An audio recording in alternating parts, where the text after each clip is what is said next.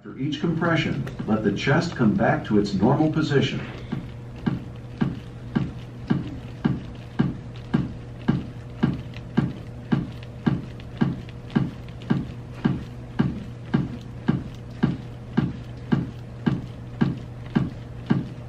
Okay, you guys can stop and start.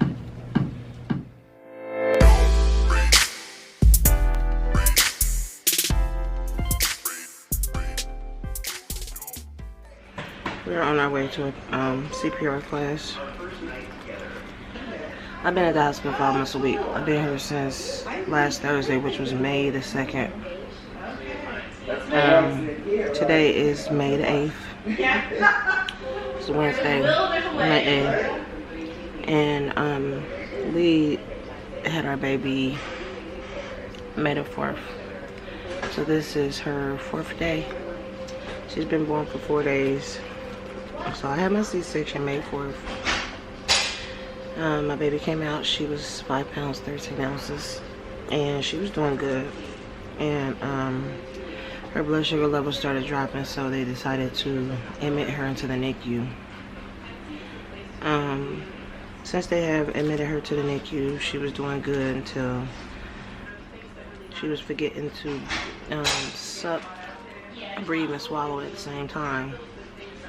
So I guess she's supposed to go home today, which is May 8th, and the doctor decided that she's going to keep her at least 3 to 5 more days. So it's been kind of frustrating for me and my husband, because we want our baby girl home, of course, and we want to stay close to her, so they gave us a parenting room where I can breastfeed and just walk right over to the NICU. So that's what we're doing. Just going back and forth from the parenting room to the NICU to the place where we're at now, which is around the McDonald's house. Let's see, we got food and all that. But they got free food, free laundry, and wash for free and all that type of stuff. But yeah, we just wanted to stay close to her. You know, we didn't want to leave the hospital without her. I got discharged yesterday, which was May 7th. And I'm swollen. Lower level of my body is swollen. Can I see? Oh, you know how that feels. I can barely walk. Barely get up. But I'm making it. But God. But anyway, I'm just kind of sore, swollen, tired, sleepy. And I'm frustrated because I want my baby to come home. My baby do too. Okay, home. Over there cooking eggs in the microwave. Back.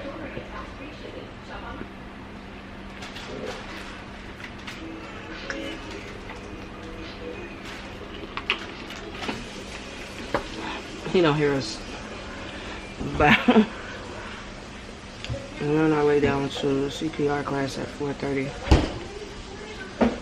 And then I have to go pump again and make sure she get her milk. We'll skin a skin. And then we have a parenting class for preemies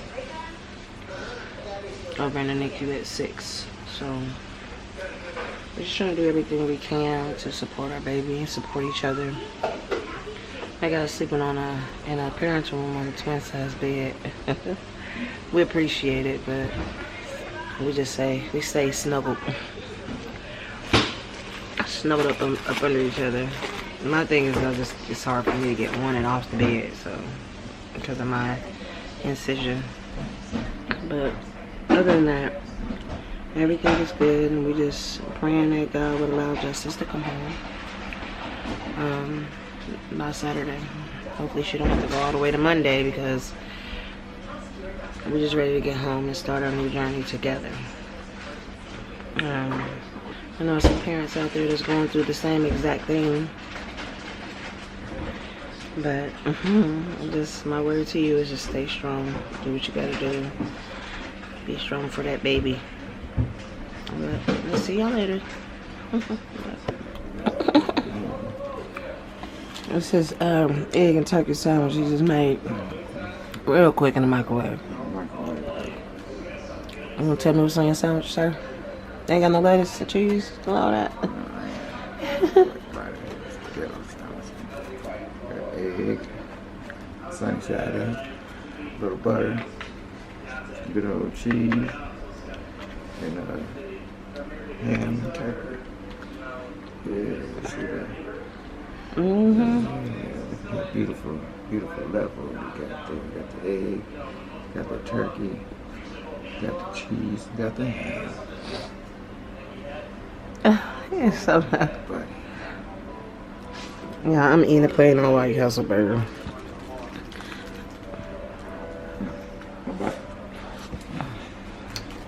Let me taste it. Let me bite the one that's already bitten. That one looks too pretty. You might as well give me this. Jack move. Jack move. I'm just well.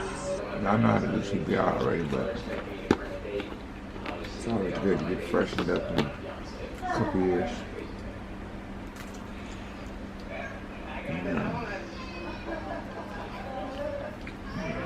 So, premature parenting class. It's so cold in here. The blanket. But yeah, that's what we about to do, y'all.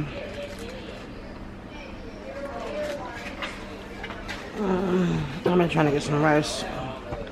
Get some rice. We'll be back, y'all.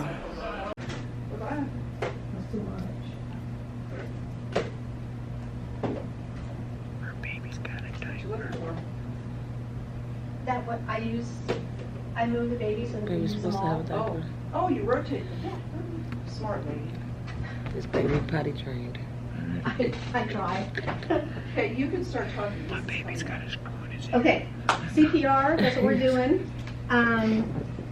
Take this home with you. This has got the information that you'll need in case you forget it.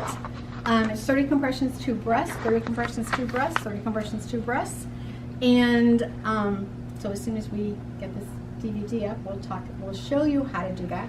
It's easier for me to show you on that because it's bigger and you guys can all see it as opposed to my little fingers here. Choking is what you'll do more than anything. Babies get so excited about eating that they forget. Why don't you teach that first? Because you can really teach that without the video. We can do that. Choking is, Sorry about this. I will show the video at the very end so that you guys can figure out what to do so you hear it as opposed to just seeing it. Choking is. Oh, look. Ah, awesome. I think we won't have I to. think we're getting really close. Choking is something you can do seated. Yes. Not yet. Okay. So, baby, grab him by the chin. You want to take him in decent, good, firm grip. Head down. 5 back blows. 1, 2, 3, 4, 5. Grab them by the ears. Flip them straight over. So you're going from this position to this position. Chest thrusts. 1, 2, 3, 4, 5. If it's breast milk formula, which is what they're going to choke on right now because that's all they're being fed is breast milk formula. Nothing. Flip them. Where's your bulb syringe? That blue sucky thing? Take that home with you. You can use that to suction out their mouth so they don't take a breath and swallow everything just that you got out of them back down and choke again. So squeeze the air out, stick it in the side of the mouth, run along the base of the tongue. Get rid of it. Get rid of it.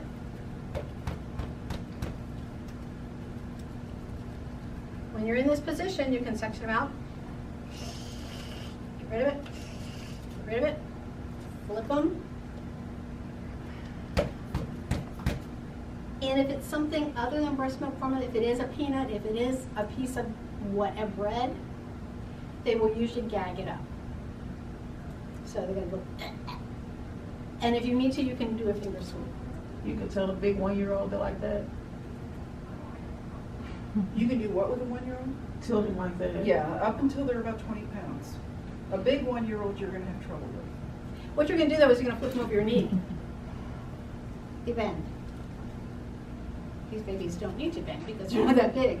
But you'll bend them over your knee and you'll whack them on back. It's okay.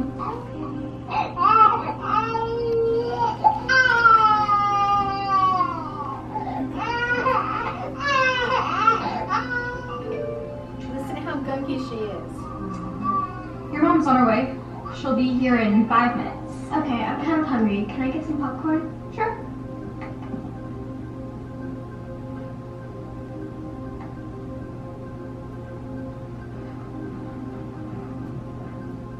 Ava? Ava, are you okay? Ava? Help! Caitlin, I need help. What? Something's wrong with your sister. I need you to get my cell phone off the kitchen countertop and phone 911.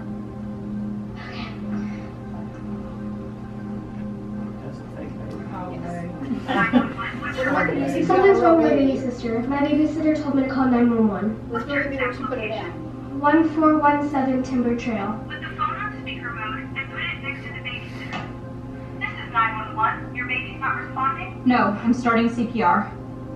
1, 2, 3, 4, 5, 6, 7, 8, 9. Okay. 11, 12, 13, 14, 15, 16, 17, 18, 19, 20, 21, 22, 23, 24, 25, 26, 27, 28, 29, 30.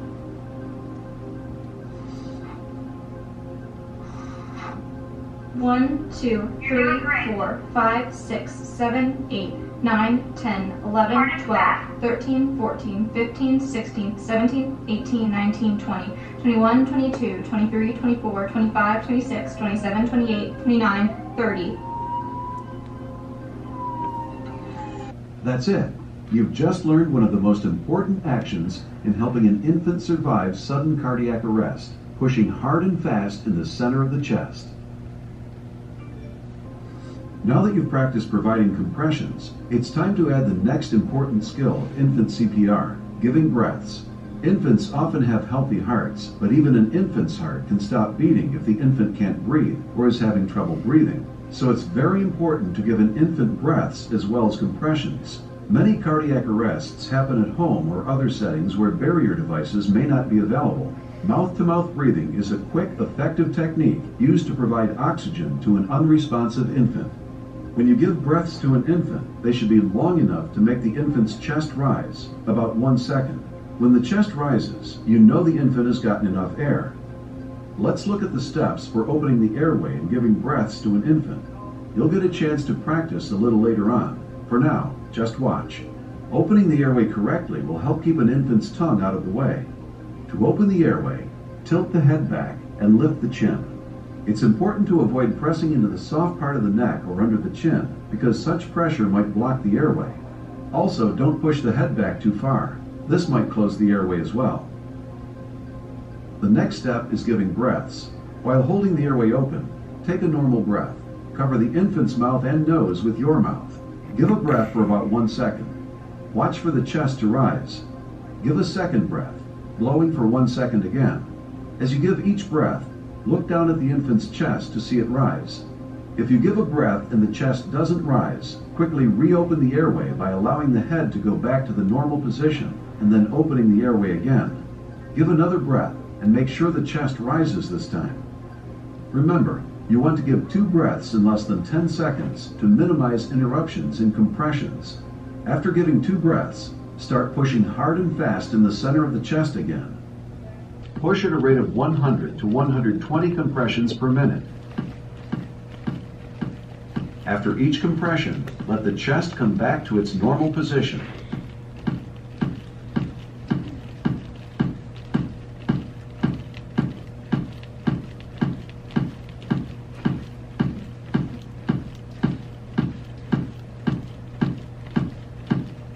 Okay, you guys can stop and start. How your fingers feel? Yeah. They'll be numb if you're they'll be numb by the time you're done with this. Fingertips if you can, as opposed to the whole hand. And I use my dominant hand to do the compressions because that's my stronger hand. And when we get to the respirations, you're going to keep the airway open. So that's why I told you to turn the baby around, because you're going to keep the airway open, and that way dominant hand is stronger than your non-dominant hand. So you'll be able to, and then keep the airway open when you do. That way any ambient air, any air that's hanging around, it's going to get in the lungs. Okay? So you're not, hopefully you're getting air in there as well as when you do compressions, as well as breathing with the baby. Okay? AED, automated external defibrillator, we don't have those in our house. The squad's going to bring that. Unless you have an extra $20,000 hanging around when you buy one. I don't have that money. I don't have $20. I don't think I need an AED in my house anyways.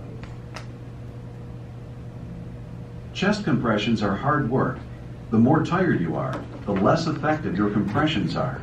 If someone else knows CPR, you can take turns providing compressions. Switch places about every 2 minutes, moving quickly to keep any pauses in compressions as short as possible. Remind each other to push down at least 1/3 the depth of the chest, about 1.5 inches. Push at a rate of 100 to 120 compressions per minute, and let the chest come back up to its normal position after each compression.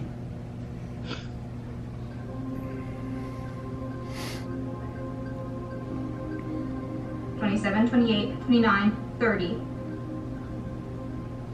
Now that you've practiced providing compressions, it's time to add the next important skill of infant CPR, giving breaths. Infants often have healthy hearts, but even an infant's heart can stop beating if the infant can't breathe or is having trouble breathing. So it's very important to give an infant breaths as well as compressions. Many cardiac arrests happen at home or other settings where barrier devices may not be available. Mouth-to-mouth breathing is a quick, effective technique used to provide oxygen to an unresponsive infant. When you give breaths to an infant, they should be long enough to make the infant's chest rise, about 1 second. When the chest rises, you know the infant has gotten enough air. Let's look at the steps for opening the airway and giving breaths to an infant. You'll get a chance to practice a little later on. For now, just watch. Opening the airway correctly will help keep an infant's tongue out of the way. To open the airway, tilt the head back and lift the chin. It's important to avoid pressing into the soft part of the neck or under the chin, because such pressure might block the airway. Also, don't push the head back too far. This might close the airway as well. The next step is giving breaths. While holding the airway open, take a normal breath. Cover the infant's mouth and nose with your mouth. Give a breath for about 1 second. Watch for the chest to rise. Give a second breath, blowing for 1 second again. As you give each breath, look down at the infant's chest to see it rise. If you give a breath and the chest doesn't rise, quickly reopen the airway by allowing the head to go back to the normal position and then opening the airway again. Give another breath and make sure the chest rises this time. Remember, you want to give 2 breaths in less than 10 seconds to minimize interruptions in compressions. After giving 2 breaths, start pushing hard and fast in the center of the chest again. Okay, you gotta breathe now.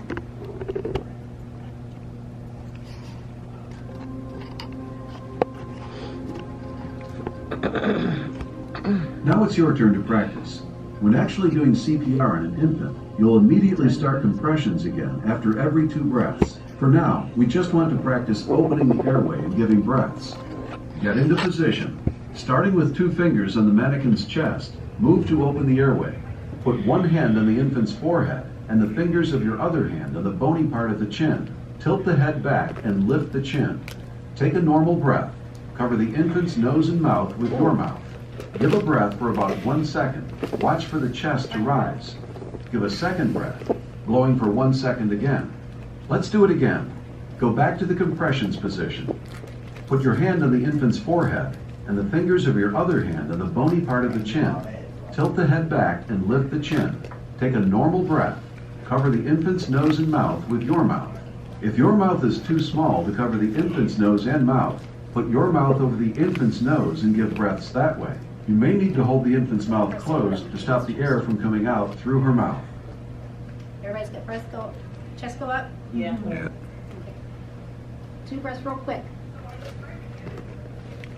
want us to do 2 breaths. Real quick and in a hurry.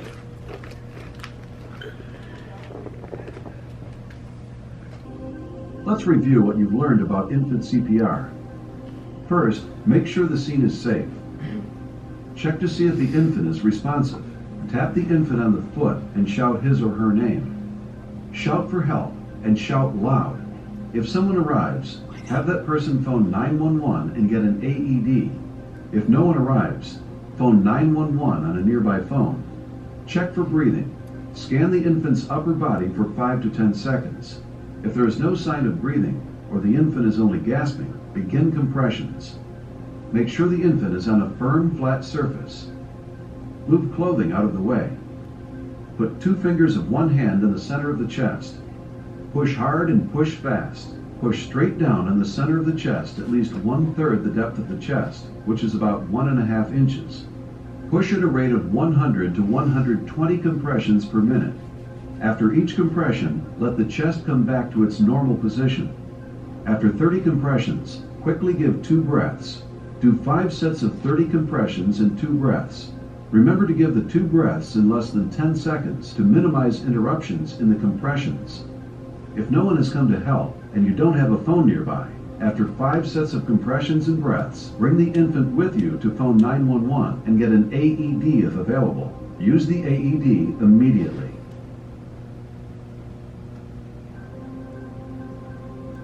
You'll have a chance to practice in a moment. For now, just watch. Make sure the scene is safe. Tap the infant on the foot and shout to see if he or she is responsive. Shout for help. Tell whoever comes to phone 911 and get an AED. Check for breathing. Scan the infant's upper body to see if it rises and falls. Do this for at least 5 seconds, but no more than 10 seconds. If the infant is not breathing normally or is only gasping, begin compressions. Move clothing out of the way. Put 2 fingers on the center of the chest, just below the nipple line. Do 1 set of 30 compressions. Push hard, making sure the chest moves down at least 1/3 the depth of the chest, about 1.5 inches. Push fast, at a rate of 100 to 120 compressions per minute. After each compression, let the chest come back to its normal position. When you finish doing 30 compressions, give 2 breaths. Blow for 1 second for each breath. As you give each breath, look down at the infant's chest to see it rise. Do 5 sets of 30 compressions and 2 breaths. Remember to give the 2 breaths in less than 10 seconds to minimize interruptions in the compressions. For more information on how to use an AED on an infant, please refer to the Child AED module. Establish eye contact with you, or maybe they'll say, I'll talk with you later, I'm gonna take a nap. So just kind of being in tune with your baby's cues, because you may have a 10-second conversation one time and a 20-minute one the next time. So it's just kind of a neat thing to know about preemies, and they're learning so much more than we gave them credit for. The other thing that you've learned while you're here, but it's hugely important that you pass on to family members, because this is until 39 to 40 weeks gestation, is that your baby is only set up for that weighted touch, that weighted here I am touch. And how do people automatically want to touch your tiny petite baby? Lightly and stroking, and they're not a kitty cat, so they don't appreciate it. So they need that here I am touch. So you cup their head, or you hold onto their arm to play with their fingers, you hold onto their leg to play with their toes, or you wrap your hand around their back, being a nice weighted, calming containment hold. This is because this is what they had in the womb. They had that nice 360-degree water bed that they were in. They pushed out on the womb pushed back. They danced on your bladder. Did you go tickle, tickle, tickle? Or did you say, let's get off of there. Let's get out of the rib cage. Firm touch. And they were fine with it, right? I did move her from my rib cage. Yes, yes. I did move Absolutely. her from my rib cage. And she was fine with that because she's set up for deep touch. Until 39 to 40 weeks gestation, she's only tolerant for deep touch, weighted touch. That light touch receptor, or the myelin sheath for light touch receptors, isn't there yet. And just because she was born early, that part of her development doesn't happen until 39 to 40 weeks gestation. So that what that means is that light touch right now to them feels painful, like someone touching a bad sunburn, like nails on the chalkboard, like walking through a spider web. It's revolting and it's painful. And so we don't want them to think anytime grandma's touching them that it's just going to be misery, or whoever, because they're lightly stroking. They need to know that this is what's most comforting to them, is that nice weighted here I am touch.